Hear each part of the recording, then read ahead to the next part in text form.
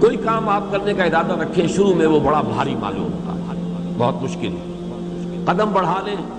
معلوم ہوتا ہے کچھ آسانی ہو گئی، کچھ آگے چلیں گے معلوم ہوگا اور آسان ہو گیا۔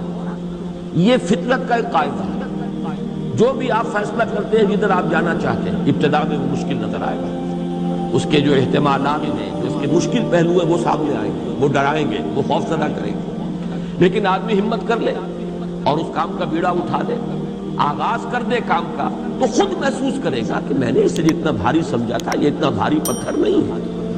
کہ وہ جتنا کچھ مشکل نظر آ رہا تھا بادی النظر میں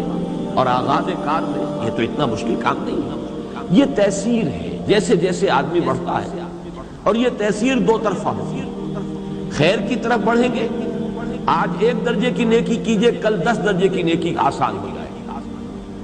پرسوں 100 درجے کی نیکی جو ہے وہ آپ کے لیے آسان ہو جائے گی، آج وہ 100 درجے کی نیکی آپ کو معلوم ہوگا کہ میرے لیے ناممکن ہے، میں وہاں تک نہیں پہنچ سکتا۔ اسی طریقے سے آپ برائی کی طرف پہلا قدم اٹھائیے،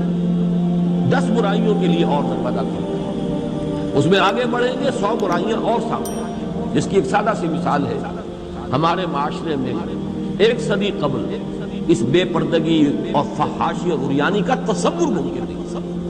وہ جو کہا تھا حافظ جالندری نے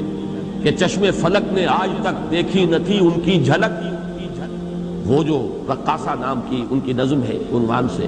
بڑی پیاری نظم، یہ تھا ہمارے ہاں پردوں کا حال کہ چشم فلک نے آج تک دیکھی نہ تھی ان کی جھلک، لیکن یہ کہ آج انہی کی پوتیاں، پڑپوتیاں، نواسیاں، پڑنواسیاں جو ہیں وہ جس طریقے سے نیم عریاں لباس میں سڑکوں پر چلتی نظر آ رہی، یہ ایک دن میں نہیں ہوا، پہلے برقع اترا چادر آ گئی،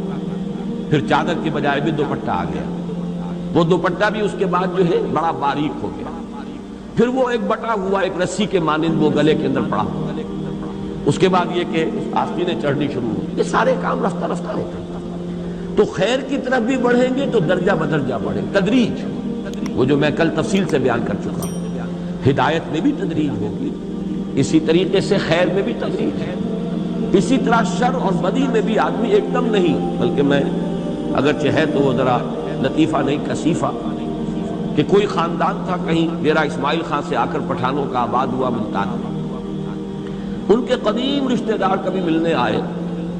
وہ آئے بھی بہت عرصے کے بعد، ہو سکتا ہے کہ 50-60 سال 100 سال بعد معلوم ہوا کہ ہماری شاخ ایک وہ بھی تھی جو جا کر فلاں جگہ آباد ہو گئی، وہاں جا کر انہیں معلوم ہوا ان کی شہرت تو بہت بگڑ چکی ہے، بدنام ہو چکی ہے، یعنی وہ ہمارے ہاں کے جو بدترین طبقات ہیں ان میں ان کا شمار ہو رہا ہے۔ تو انہوں نے ایسے پوچھا کہ یہ کیا ہوا، کیسے ہوا؟